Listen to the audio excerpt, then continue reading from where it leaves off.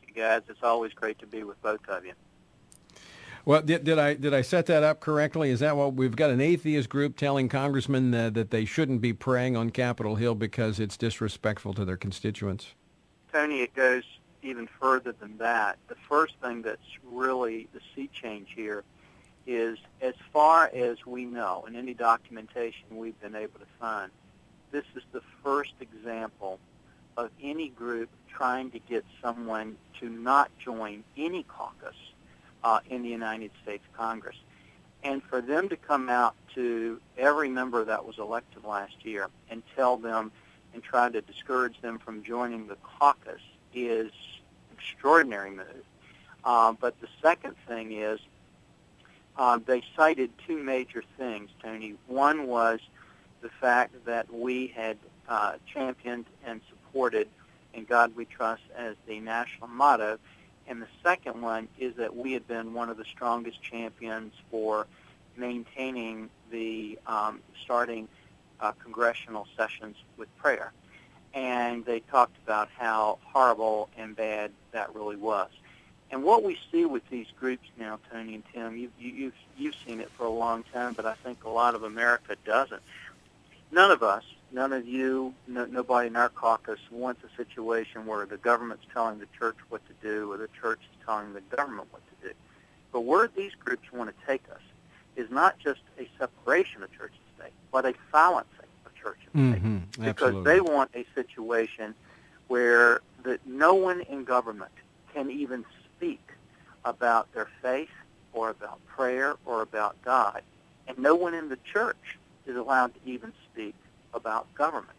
And this is a huge, huge change from when the Constitution was written and the religious freedom and liberty that birthed this nation.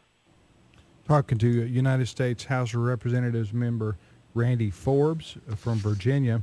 He is the chairman of the prayer caucus there for the House members.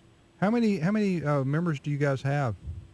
Tim, we have over 105 now, and the good news is that a letter like this can actually help members join as opposed to discourage them, because all of a sudden they realize, what the mainstream media tells us all the time. What's the name of this humanist group? None of these liberties are under attack. That really is not true.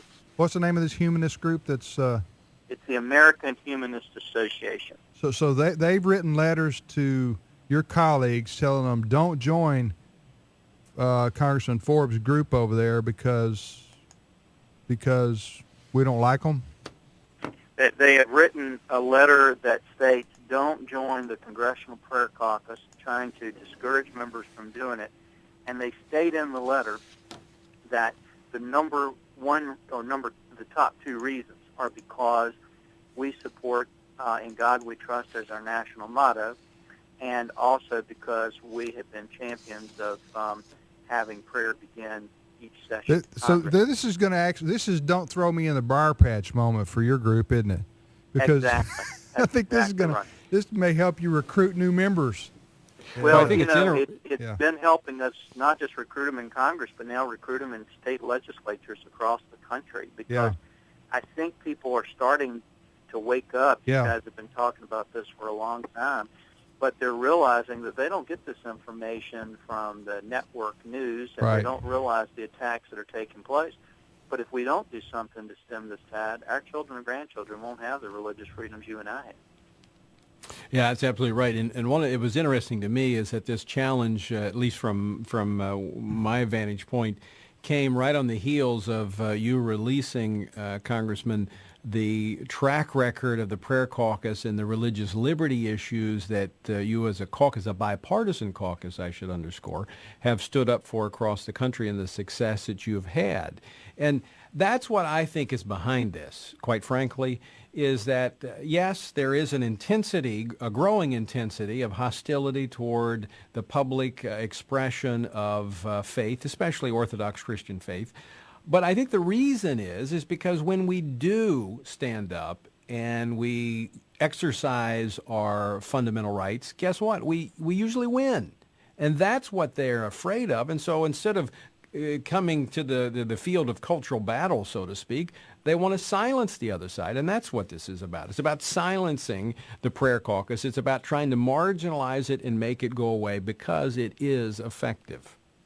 Well, Tony, I think that's true. I think no one would be attacking you and Tim if they didn't feel you were effective in what you do. And I think that really what is at the catalyst for doing this is I think they're really frightened and concerned that the Congressional Prayer Caucus has been a very effective organization and voice to be able to stand up for some of these issues. And the big thing is what you just pointed out. Sometimes all we need to do is shine light on it. And when you shine light on it, the American people say, oh my gosh, I can't believe they're doing that.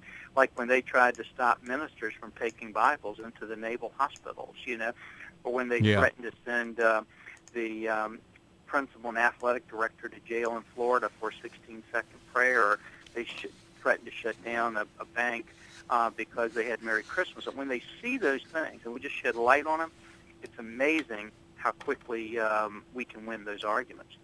Talking to Congressman Randy Forbes. Congressman, we haven't talked since the election, and I know you got, business still being done. As we know, it's in the national spotlight in Washington, D.C., between now and the inauguration and the swearing in of the new Congress. But there were a lot of Christian conservatives out here who listened to us, and they were demoralized after what happened. And can you give us, you're right there working day and night with your other guys, the people who not only are conservative, but they have a biblical worldview as well.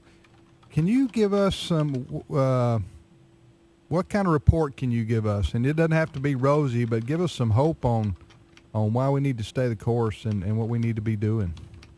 Well, I think a couple of things. I think, first of all of us were somewhat hit and had those emotional feelings afterwards because we had so many Christians across the country praying that, God would have a change and would heal our land. But I think one of the best situations for us is immediately after that, we actually stood up and said and started realizing that we had more weight on our shoulders now than ever before, and we have a greater obligation, but also a greater opportunity to stand up for these principles that we believe in. And I remember the story about David, who was such a great leader always, and we know all the ups and downs in his life. But you remember when his son was dying, and David just prayed and prayed and did everything he could for his son to live, but his son died.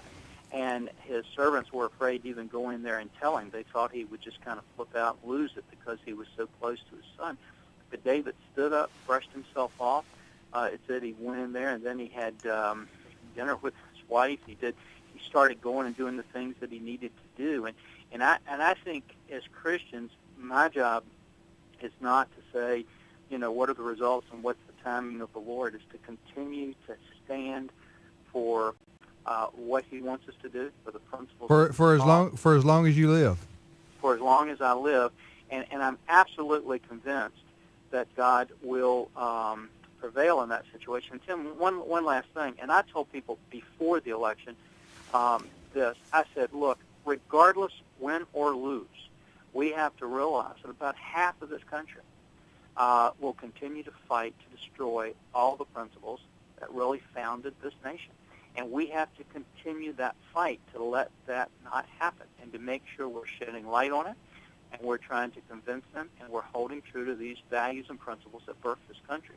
I think if we continue to do that, we will prevail. Tony and Congressman, I have to remind people, I had to remind myself after the election, and I had no illusions that Mitt Romney would be the savior of the world. I mean that in a political sense here in America, obviously not in a spiritual sense. I thought he'd be better than Obama on a lot of different things, including the Supreme Court and the economic situation, those two primarily. But what I wanted to say is this is a eternal fight, good versus evil, right versus wrong, God versus Satan.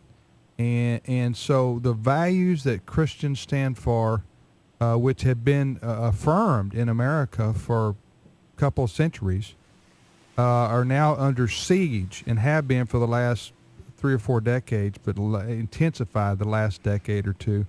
And so we're finding ourselves in a constant warfare, and this plays out in the political field as well as the cultural field.